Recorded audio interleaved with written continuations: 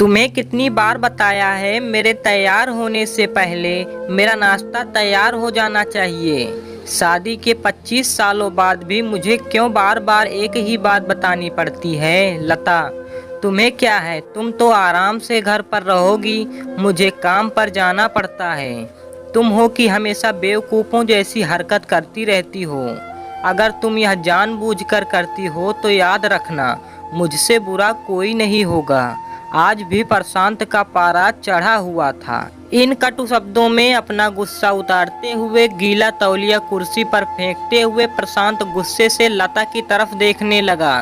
लता के लिए प्रशांत का यह बेवजह गुस्सा होना कोई बात नहीं थी। वह महीने में 3-4 बार ऐसे ही लता पर बरस पड़ता था। पहले पहले लता उसका विरोध किया करती थी, लेकिन जब कई सालों तक प्रशांत में कोई बदलाव नहीं दिखा तो लता ने अपने आप को ही बदल दिया। अब प्रशांत के कुछ भी कहने से लता को कोई फर्क नहीं पड़ता था। प्रशांत की हर बात वो चुपचाप नीचे सिर झुकाए सुन लेती थी। शादी के पहले 5 साल तक लता ने पूरी कोशिश की कि प्रशांत को बदला जाए, लेकिन फालतू का गुस्सा करना और बाद में लता को भला बुरा कहना या मानो जैसे उसकी आदत बन गई थी। कोई भी वाद विवाद होता तो प्रशांत सीधा लता को बोल देता, अगर मैं तुम्हें अच्छा नहीं लगता तो क्यों नहीं चली जाती अपने मायके, क्यों रहती हो मेरे साथ। इतना सब कुछ होने के बावजूद लता प्रशांत के साथ रहती थी, क्योंकि उसे अपनी बेटी की फिक्र थी। और वह जाती भी तो कहाँ, अपने बूढ़े हो चुके माँ बाप को इस उम्र में परेशान करना वह नहीं चाहती थी। समाज और लोग क्या कहेंगे, यह भी तो उसे देखना था। वह इतनी पढ़ी लिखी भी तो नहीं थी कि खुद जाकर कोई नौकरी कर सके, अपना और अपनी बेटी का पालन पोषण कर सके। लता को अब अपनी फिक्र नहीं थी, उसको फिक्र थी तो बस अपनी शादी लायक हो रही बेटी की। लता नहीं चाहती थी कि पति पत्नी के झगड़े की वजह से काव्या डिस्टर्ब हो। काव्या की पढ़ाई पूरी हो चुकी थी, उसके लिए अब शादी के रिश्ते आने लगे थे। कई रिश्तों को काव्या ठुकरा चुकी थी। 2-3 महीने बाद एक अच्छा रिश्ता आया। रिश्तेदारों और पहचान के लोगों ने भी लड़के के लिए बहुत गुणगान किए थे। प्रशांत एक शाम अपनी बेटी के पास बैठकर उसे बताने लगा, काव्या बहुत अच्छा लड़का है, पढ़ा लिखा है, बड़ा घर है, बहुत अच्छी नौकरी करता है। ऐसे रिश्ते बार बार नहीं आते बेटा, इस बार मना मत करना। काव्या अपने पिता से ज़्यादा बात नहीं करती थी, शायद डरती थी या शायद नफरत करती थी, लेकिन आज वो अपनी पूरी हिम्मत इकट्ठा कर बोली, मुझे अभी शादी नहीं करना है पापा, मैं नौकरी करना चाहती हूँ, खुद अपने पैरों पर खड़ी होना चाहती हूँ। हाँ तो उसमें क्या बड़ी बात है, मैंने लड़के से बात की है, वह तुम्हें किसी बात के लिए नहीं रोकेगा। तुम शादी के बाद भी नौकरी कर सकती हो, वह तुम्हें नौकरी के लिए परमिशन दे देगा। प्रशांत बोला, मेरा नौकरी करना या ना करना उसकी परमिशन पर क्यों डिपेंड रहेगा पापा। काव्या ने पूछा, मैं कह रहा हूँ ना, तुम्हें किसी भी चीज़ की कमी नहीं होगी वहाँ।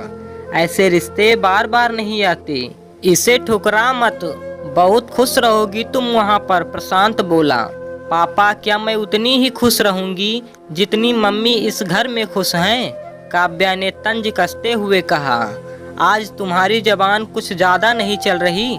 प्रशांत गुस्से से आंखें बड़ी करते हुए बोला, पापा मुझे शादी ही नहीं करनी है, क्योंकि शादी के बाद अगर वह लड़का आपके जैसा निकला तो मैं क्या करूँगी। मुझे आपके जैसा जीवन साथी नहीं चाहिए, जो बिना बात के मुझ पर हमेशा चिल्लाए। मुझे कुछ भी अपनी पसंद का लेना हो तो 10 बार सोचना पड़े, कहीं वह नाराज ना हो जाए। मेरी तबीयत कैसी भी हो उसे परवाह ना हो, रोटी थोड़ी सी मोटी बन जाए तो घर सर पर उठा ले, उसकी चेकबुक ना मिले तो मेरा भी दोष निकाले, और हर छोटी मोटी बात पर मुझे मायके जाने के लिए कहे। काव्या ने अपना दिल खाली करते हुए पापा से सब कह दिया। प्रशांत का गुस्सा 7वें आसमान पर था, लेकिन उसके मुंह से एक भी शब्द नहीं फूट रहा था। वो काव्या की बातें सुन रहा था। काव्या उतना ही बोलकर चुप नहीं हुई। आज पहली बार वह अपने पापा के सामने इतना कुछ बोल रही थी। पापा, आपने माँ के साथ हमेशा गलत व्यवहार किया, आप अपने ऑफिस का गुस्सा बिना सोचे समझे माँ पर उतार देते हैं। कभी इस बात की परवाह भी नहीं करते कि उन्हें कैसा लगता होगा। आपकी बातें सुन सुन माँ ने अपना स्वाभिमान खो दिया। प्रशांत आज पहली बार अपने किए बर्ताव को महसूस कर पा रहा था। वो इतना ही बोल पाया, जो तुम्हारा मन है वो करो, मैं तो इतना बुरा ना हूँ। काव्या ने प्रशांत का हाथ पकड़ा और बोली, पापा मुझे सिर्फ एक सवाल का जवाब दे दो। क्या आप चाहेंगे कि मेरा पति आपके जैसा हो? अगर आपका जवाब हाँ है तो कर दीजिए मेरा रिश्ता आज ही, और ना है तो मुझे आत्मनिर्भर बनने दीजिए। प्रशांत कुछ भी ना बोल पाया और वहाँ से चुपचाप बाहर चला गया।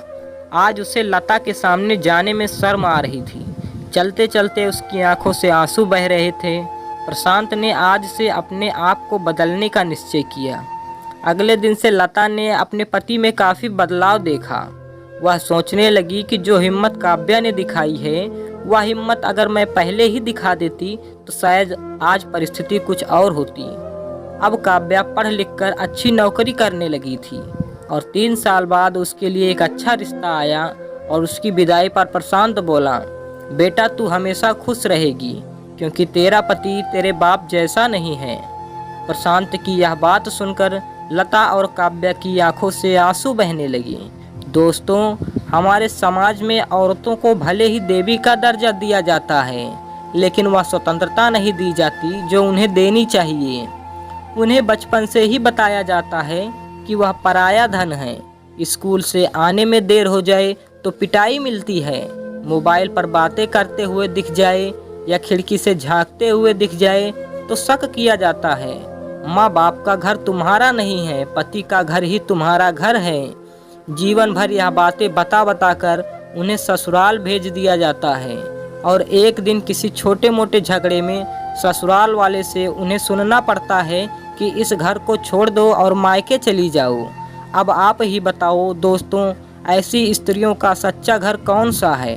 आखिरकार वह किस घर को अपना कहे?